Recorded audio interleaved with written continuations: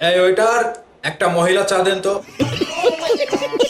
আপনারা কি বুঝতে পারলেন না যে মহিলা চা কোনটা? আপনারা একটু ভাবুন, এইদিকে জেফার পুরুষ চা খেয়ে ফেলেছে।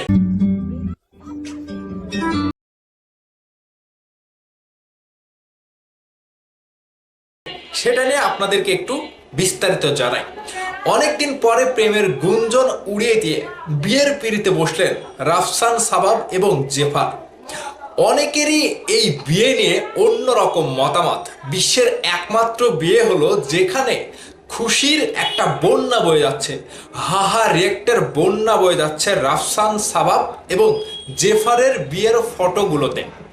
রাফসান সাবাব আজকে একটি পোস্ট করে যেখানে জেফারকে তিনি বিয়ে করেছে এবং ফটোশুটে অংশগ্রহণ করার পরে সেই ফটোশুটের কিছু অংশ ফটোশুটগুলা তিনি তার ফেসবুক ওয়ালে পোস্ট করে। সেখান থেকেই শুরু হয়ে যায় হাহা রিয়েক্টের বন্যা।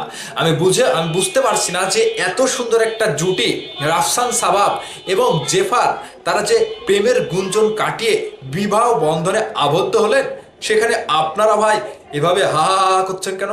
তারা কি প্রকাশ্যে বাসর ঘর করছে যেগুলো দেখে আপনারা হা রেখ দিচ্ছেন? ভাই আপনারাও দুষ্টু আছেন।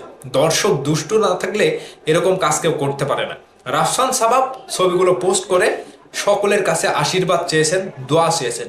এদিকে জেফার যেটা বলছে যে দর্শক যেটা গুঞ্জন করে সেখানে রাফসান এবং আমার শুধু বিয়ে না, বাচ্চাও বের করে দেয়। তো তিনি যেটা বলছে যে দর্শক যেটা ইচ্ছা বলতে পারে, আমি পুরুষ চা খেয়েছি, এখানে যে যা বলে বলুক, আমার কোনো এগুলো মাথা খাটানোর দরকার নাই। ঠিক নতুন করে প্রেমের গুঞ্জন রাফসান সাবাবের ডিভোর্সের পর যখন ডিভোর্সের খবরটা সামনে চলে আসে, এটা নিয়ে চর্চা শুরু হয় এবং রাফসান এবং জেফারকে দুজনকে একসাথে ঘনিষ্ঠ সময়ও দেখা যায়। বিদেশে থাইল্যান্ডে ট্যুর, একসাথে ঘুড়ি উড়ানো কি যেন একটা পোস্ট করেছিল।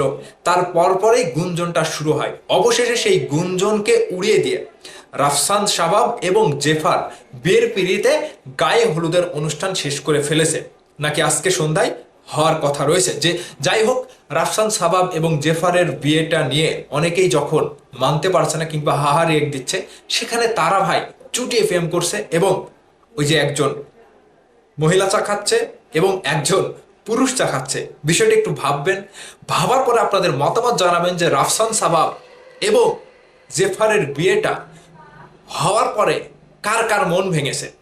বিশেষ করে রাফসান বিয়ের পিঁড়িতে আবারও বসার পরে কার মন ভেঙেছে, আর জেফার বিয়ের পিঁড়িতে বসার পরে কার মন ভেঙেছে, অবশ্যই কমেন্ট করে জানাবেন।